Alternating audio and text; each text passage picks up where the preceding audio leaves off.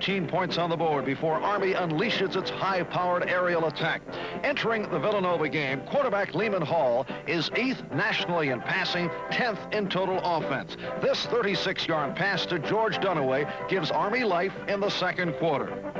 But Army can't capitalize until the end of the half when Hall takes off around the right side. The senior quarterback from Apopka, Florida, dives into the end zone for Army's first touchdown.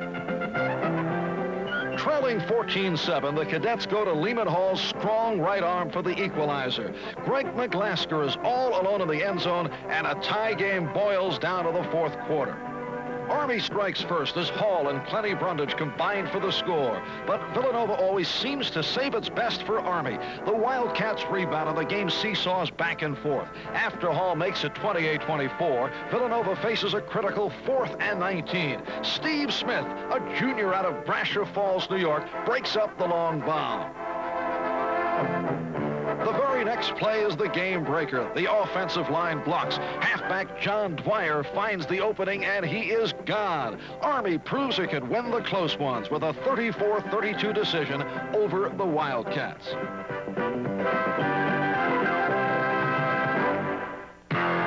Homecoming, a date with Lafayette and a chance to put on a really big show for returning graduates. Almost before anyone even has time to look at the attractive homecoming program, the Leopards fumble and Army has a scoring opportunity. Lehman Hall and Ward White find an opening over the middle. Sometimes good football players have to be good actors. Hall and American carry out beautiful fakes as Greg King carries the ball to the first Army touchdown. On this play, follow the bouncing ball. Tiki Trailer forces a fumble. The ball bounces into the arms of defensive end Mark Berry. Berry, a senior from Carlisle, Pennsylvania, goes all the way. A 40-yard blockbuster. The Army defense takes advantage of every Lafayette mistake. Chuck Schott grabs this Rob Stewart pass. Schott, a junior from Rochester, blossomed into one of the nation's most respected defensive ends and an all-East selection.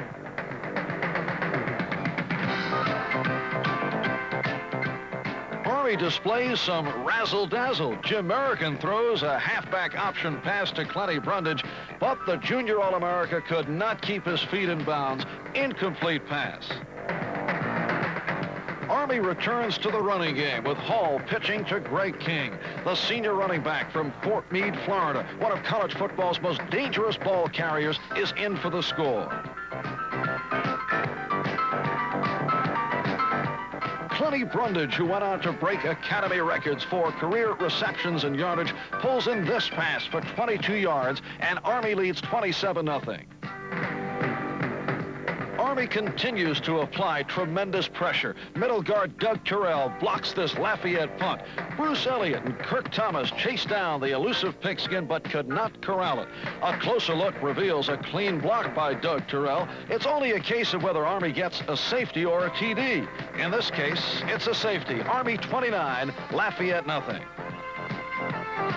The Cadets' defense is awesome, probably the most talented Army team in years. Joe Lagasse, a junior defensive back from Niagara Falls, named to the starting lineup due to an injury to regular Doug Lowry, makes the most of his opportunity. Lagasse returns this interception for 58 yards. Army 35-0 at the half. Jim American caps off a super day for Army as the Cadets beat Lafayette 42-6. It's the kind of performance that reminds the homecoming crowd of the years when Army established itself as one of the nation's football powers. Further memories are rekindled at the final home game against Holy Cross. It's Heisman Trophy Day.